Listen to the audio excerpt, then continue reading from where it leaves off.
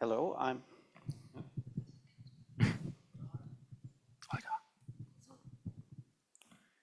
Hello, I'm Bastian. This is Bruno and this is Olga.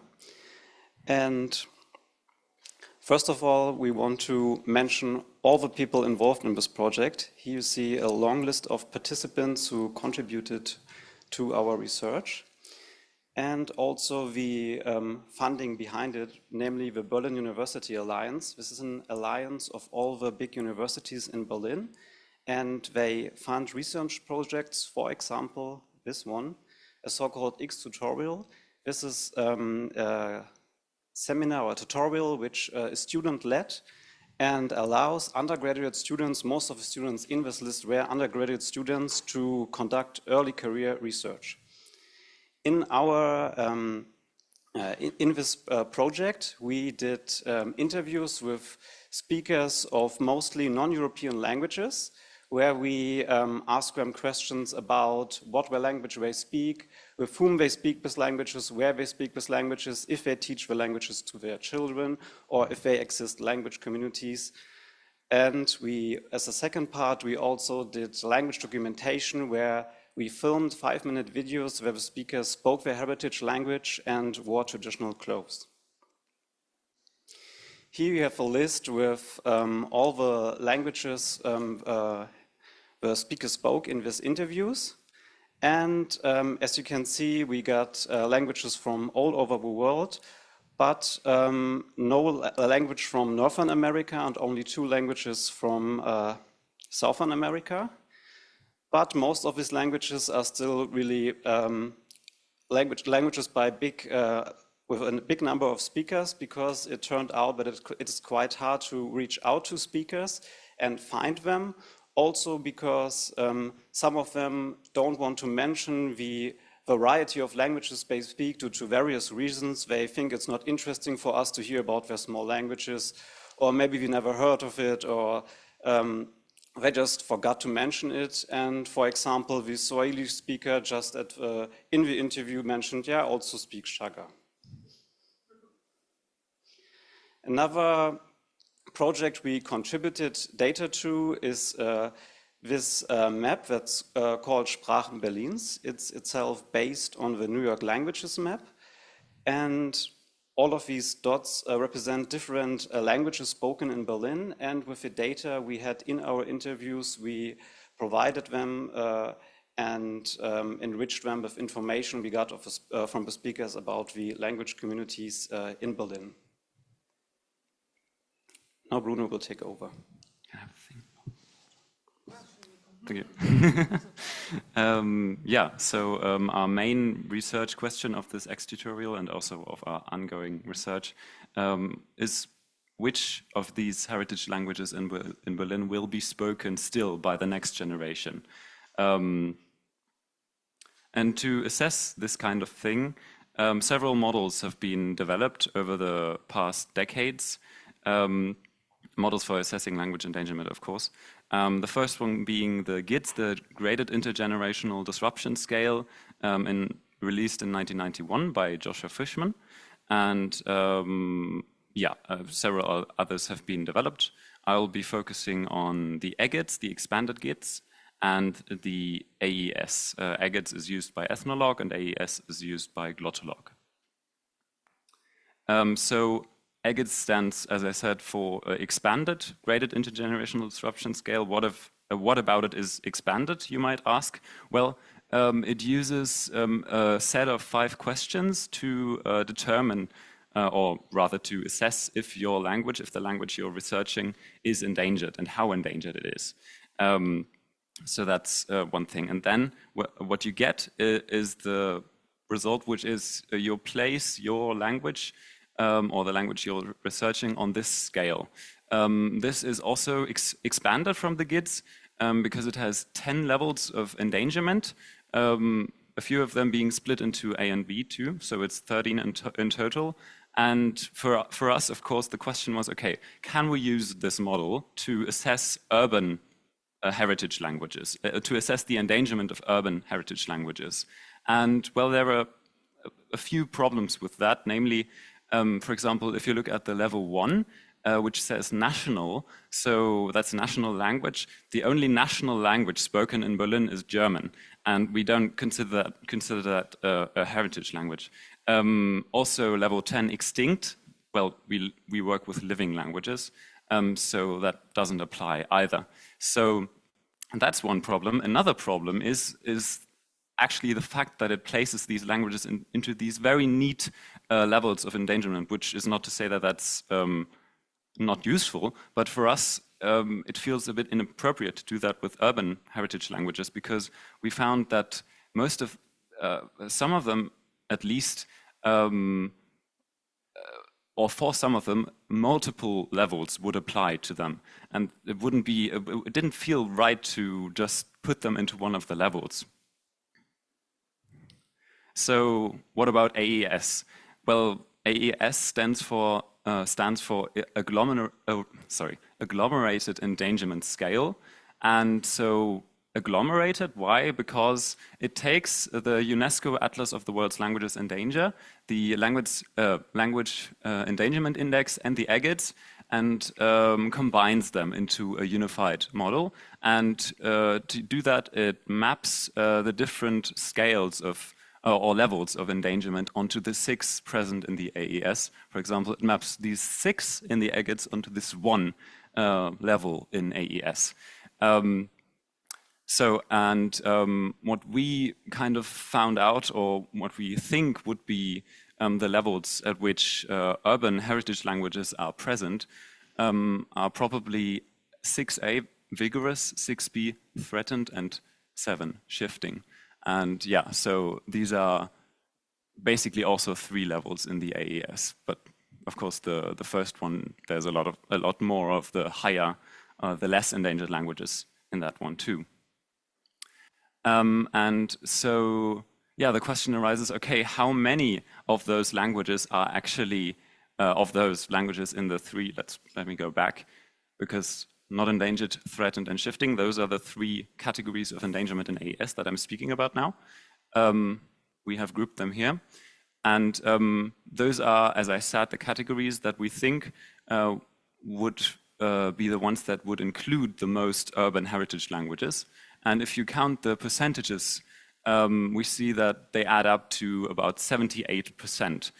So there's a lot of potential to find heritage languages, and there are a lot of languages that are potentially in this category. So we do think, for the reasons I outlined, that that these models are not entirely fit to assess the endangerment of urban heritage languages, but still, because this is so important, I think, we think there needs to be a new model developed to assess the endangerment of urban heritage languages.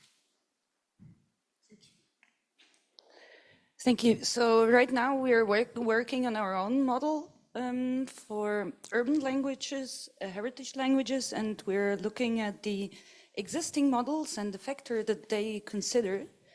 So these are some of the factors that they consider. There are more. We're looking at each of them and thinking how does that apply to Berlin, and especially based on what we have found in the interviews, but also on the data that is available.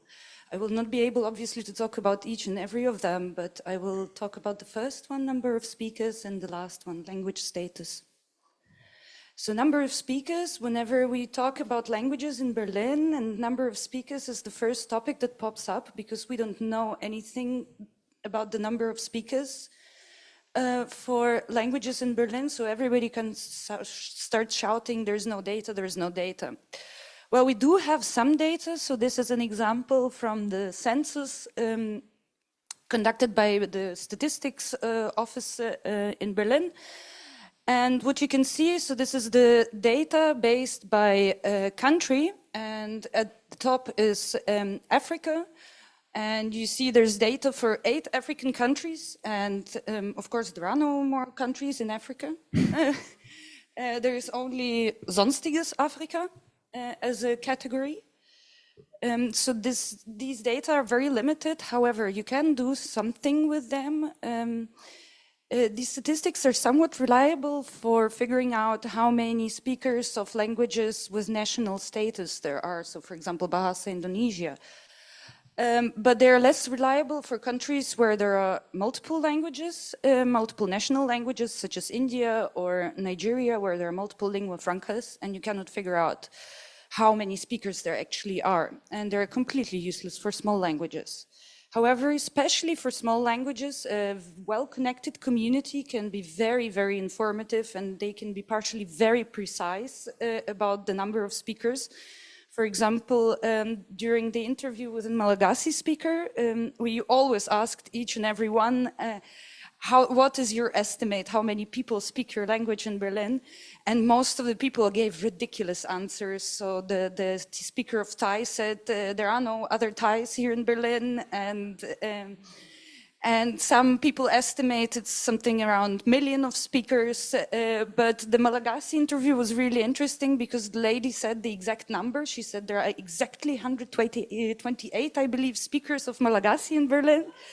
And we were so surprised. We thought maybe they have a community, and they do have a community, but it's not an online community. It's not a WhatsApp group. They exchange letters by post.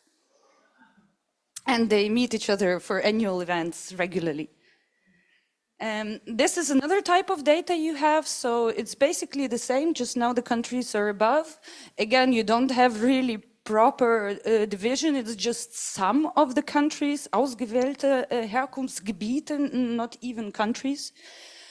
And you see the statistics this time by the part of Berlin, so the different district of Berlin.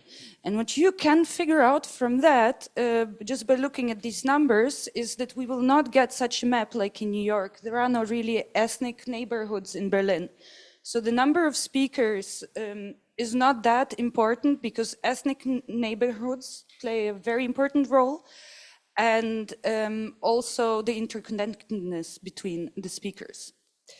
Now, about the language status, as Bastian and Bruno introduced, German is the only national language in Germany, but there is several other languages have recognition, official recognition. There are regional and minority languages in Germany. However, very many languages have way more speakers and need a community, need support, but they are not able to get funding because they're not officially recognized. And what this means, officially recognized language, Germany is bound by contracts, and the EU checks whether Germany supports these minority languages, and here are some of the recommendations that have to be fulfilled. So they get funding. I'm sure they would not agree if I would say that it's a lot of money, but it's a lot more than a small language can achieve. Me and Bastian were further involved in a project with Mandana and Nathalie Topage, and I was looking for possibilities to fund projects that are led by migrant organizations in Berlin that support small languages. And you see the sums, like usually the normal case is up to 5,000. And these projects are not for the languages or not speakers of languages. It's usually some kind of cultural funds, but there's nothing specifically for languages out there. So I leave you with 3 suggestions. Please collect data. We also advocate for something like a heritage language status, which could be official, something like regional language or minority language. And based on this status, some kind of official status, there should be funding, there should be specific institutional support for heritage language, taking into consideration what these are, how many speakers there are, and other factors. And I would like to finish with a quote from one of our interviews. So we had this one golden question during the interview, and we asked if you had unlimited funds and power and could do anything at all, what would you do to support your community here in Berlin? And one of the speakers said, I would spend most of my budget on cultural integration for the Germans, because integration should be 2 ways. Thank you.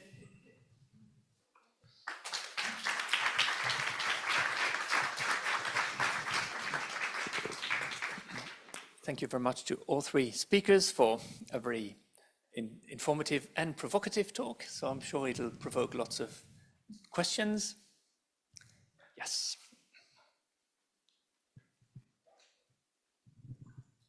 Thank you for this really inspiring, interesting talk.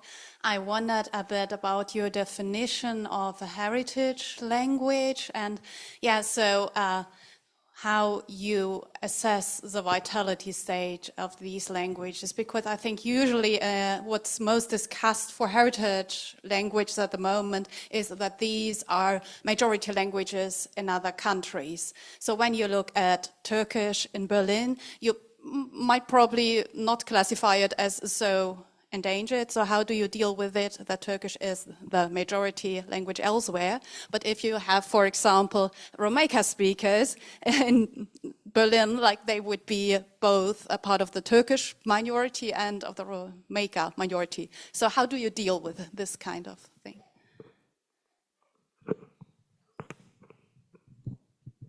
Thank you.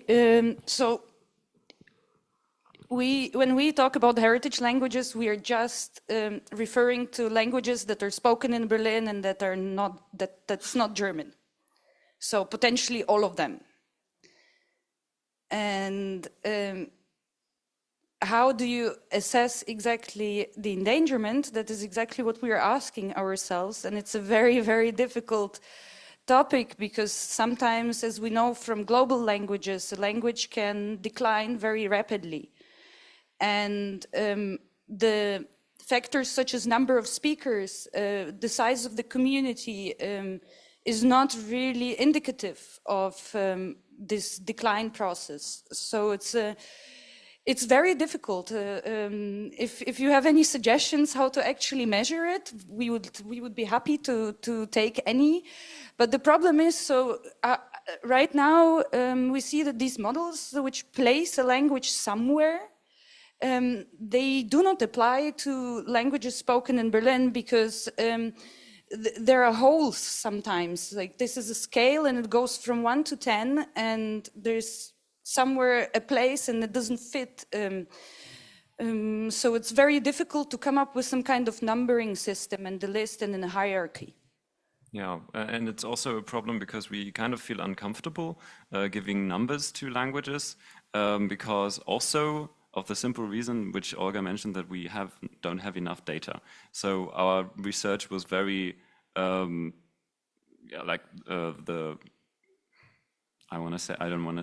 it was the first kind of research in many ways on these language communities. And so it's just hard to to put them into such concrete labels, and that's why we are wondering, okay, what do we need to do to build this model of urban language endangerment? I think it wouldn't even be our aim to say this and this and this level, or that endangered or not endangered. I think rather our approach is to figure out what is important, what kind of factors are important, and if there would be such a status as a heritage language status and somebody applies for funding, that people who are assessing this, whether this project should be funded or not, is informed about the factors that contribute to it and how urgent it is. So it's kind of a similar idea as the global models do, so that later somebody can decide, well, are we going to fund this project or not? Is the language severely endangered or not? Yes, I see more comments, so.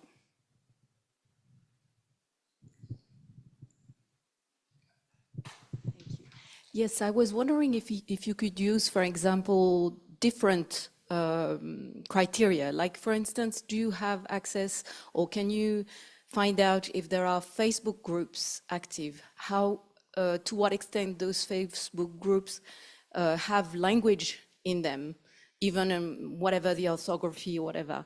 Do they have? I mean, there probably is a way to, instead of trying to fit in those models which haven't been made for urban environments, just to find other ways based on how people actually talk among themselves and pass on their languages in these very new environments. So I think it would be interesting. And the second remark is that in France, there is a status which is langue de France. So I don't know if it exists in Germany, which is a status for some languages which are immigrant languages of a certain kind, so it's a limited list, but then you can get funding from an agency. So maybe it's, I mean, looking at what's been done for those languages, there's a way to also try and advocate for I mean, that is more for the funding aspects of your work. Yeah, thank you very much. That's interesting. I didn't know that. The first remark, yeah. So that's really cool because that's basically what we try to find out in these interviews, and we try to keep them semi-structured. So whatever the community spaces were, we asked about them, and if there were Facebook groups, we asked about those and this kind of stuff. So we now know about quite a lot of communities actually, and how they communicate amongst each other and how well interconnected they are. So that's definitely the research that we have started to do, but which has to be continued, of course. Yeah, thank you for excellent use of presentation time and question time. And now we'll thank our speakers again.